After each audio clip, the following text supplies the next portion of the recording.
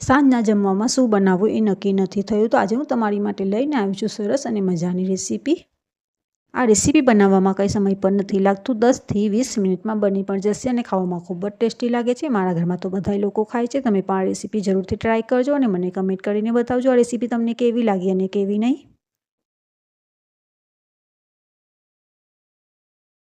Hello friends, Gujju રેસીપીમાં તમારું સ્વાગત છે। આજે આપણે બનાવવાના છીએ દાળમાંથી કટલેટ્સ।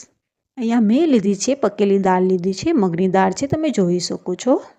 દાળને મેં પહેલાંથી જ બનાવીને રાખી દીધી હતી। આ દાળના કટલેટ્સ ખાવામાં ખૂબ જ ટેસ્ટી લાગે છે, બાળકોને પણ ભાવશે, ઘરના વડીલને પણ ભાવશે। તમે આ એકવાર રેસીપી જરૂરથી ટ્રાય કરજો અને મને કમેન્ટ કરીને બતાવજો કે મગના દાળના કટલેટ્સ તમને કેવા લાગ્યા અને કેવા નહીં। અને આ કટલેટ્સ બનાવવામાં કંઈ સમય પણ નથી લાગતો, 20થી 25 મિનિટમાં બની પણ જશે અને ખાવામાં ખૂબ જ ટેસ્ટી લાગે છે। મને વધારે તો ગુજરાતી નથી આવડતું, પણ હું પૂરી કોશિશ કરું છું કે હું સારી રીતે બોલીને તમને સમજાવી શકું। તમે જો બપોર માટે મગની દાળ બનાવો છો તો એ વધે ને તમે એને ફ્રીજમાં રાખી દો। ફ્રીજમાં રાખીને બીજા દિવસે એના કટલેટ્સ તમે બનાવી શકો છો। અહીંયા મેં લીધું છે ઘઉંનો લોટ। ઘઉંનો લોટ આપણે થોડો થોડો કરીને નાખવાનો છે, બધા એક ધારે નહીં નાખતા। વધારે જો લોટ પડી જશે તો કટલેટ્સ ખાવામાં ટેસ્ટી નહીં લાગે। કટલેટ્સ ખાવામાં ખૂબ જ ટેસ્ટી લાગે છે, બહારથી એકદમ ક્રન્ચી લાગે છે અને અંદરથી એકદમ સોફ્ટ લાગે છે। મારા ઘરમાં તો બધાય લોકો ખાય છે આ કટલેટ્સ। તમે પણ એકવાર રેસીપી જરૂરથી ટ્રાય કરજો અને મને કમેન્ટ કરીને બતાવજો કે તમને આ મગની દાળની કટલેટ્સ કેવી લાગી અને કેવી નહીં। ઘઉંનો લોટ નાખ્યા બાદ એમાં આપણે નાખશું ડુંગળી। ડુંગળી મેં અહીંયા બારીક 2 કાપીને નાખી છે, તમે જોઈ શકો છો, એકદમ બારીક કાપી છે। ડુંગળી નાખવાથી કટલેટ્સનું ટેસ્ટ વધી જશે અને ખાવામાં ખૂબ જ ટેસ્ટી લાગે છે। તમે પણ એકવાર રેસીપી જરૂરથી ટ્રાય કરજો। જ્યારે પણ હું બપોર માટે દાળ મગની બનાવું છું ને વધે છે તો હું ફ્રીજમાં એને રાખી દઉં છું અને બીજે દિવસે એનું મગની કટલેટ્સ બનાવું છું। મને ખૂબ જ ભાવે છે, મારા ઘરમાં બધાય લોકોને ભાવે છે, ખૂબ જ ટેસ્ટી લાગે છે આ મગની દાળની કટલેટ્સ। તમે પણ આ રેસીપી એકવાર જરૂરથી ટ્રાય કરજો। બનાવવામાં કંઈ સમય પણ નથી લાગતો અને ખાવામાં ખૂબ જ ટેસ્ટી લાગે છે અને ઓછા ખર્ચમાં બની પણ જશે। હવે એમાં આપણે નાખી દઈએ કોથમીર। મેં અહીંયા કોથમીર લીધી છે, કોથમીરને પણ મેં બારીક કાપી લીધી છે, તમે જોઈ શકો છો। કોથમીર નાખવાથી એનો ટેસ્ટ વધારે આવે છે અને ખાવામાં ખૂબ જ ટેસ્ટી લાગે છે। કોથમીરના પાન નાખ્યા બાદ એમાં આપણે નાખી દઈએ મીઠું। મીઠું મેં અડધી ચમચી નાખી છે, તમે જોઈ શકો છો। દાળમાં નિમક પહેલાંથી છે એ માટે આપણે સરસ રીતે મિક્સ કરી લઈએ હાથથી। આ કટલેટ્સ ખાવામાં ખૂબ જ ટેસ્ટી લાગે છે। તમે પણ આ રેસીપી એકવાર જરૂરથી ટ્રાય કરજો। મને તો ખૂબ જ ભાવે છે, મારા ઘરમાં પણ બધાને ભાવે છે। મને વધારે તો ગુજરાતી નથી આવડતું, પણ પૂરી કોશિશ કરું છું કે હું સારી રીતે બોલીને તમને સમજાવી શકું।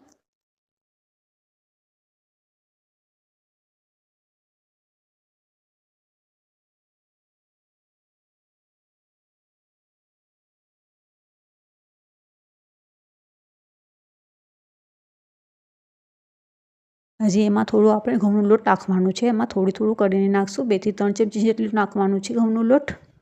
જ્યારે પણ તમે મગની દાળની કટલેટ્સ બનાવો ત્યારે એમાં ઘઉંનો લોટ જ નાખતા, બીજું કોઈ લોટ નથી નાખવાનું છે આમાં।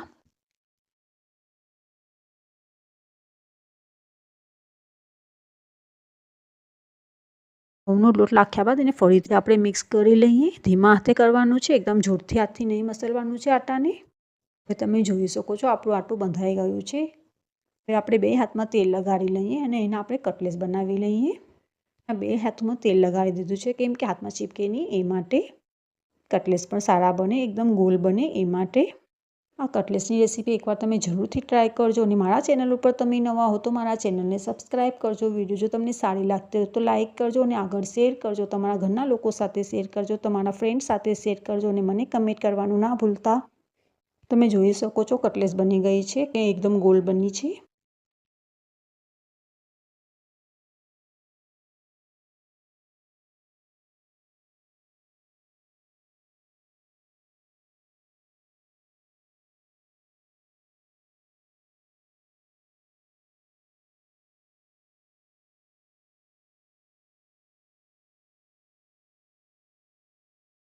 બધાય કટલેટ્સ બની ગયા છે। હવે એને એક આપણે સાઈડમાં રાખી દઈએ અને તેલ આપણે ગરમ કરવા માટે મૂકી દઈએ।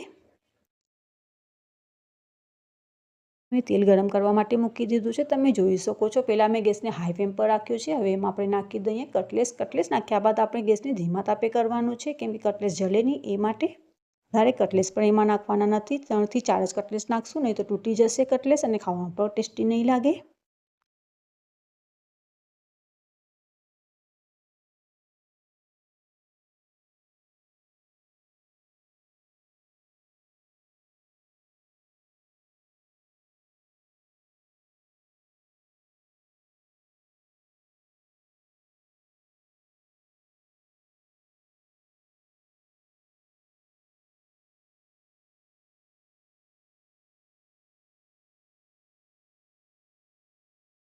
હવે કટલેસ તળાવવા આવ્યા છે, તમે જોઈ શકો છો. હવે એને આપણે થાળીમાં કાઢી લઈએ. એક એક કરીને આપણે નીકાળી લઈશું તેલમાંથી.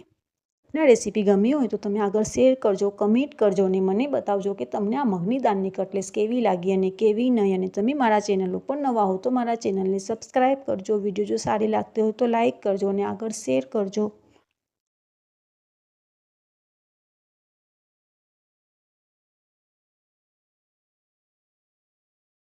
મગની દાળની કટલેસ હવે બની ગઈ છે, તમે જોઈ શકો છો. ખાવામાં ખૂબ જ ટેસ્ટી લાગે છે. બાળકોને પણ ભાવશે, ઘરના વડીલને પણ ભાવશે. તમે એકવાર આ રેસીપી જરૂરથી ટ્રાય કરજો અને આગળ શેર કરજો અને મને કમેન્ટ કરવાનું ના ભૂલતા.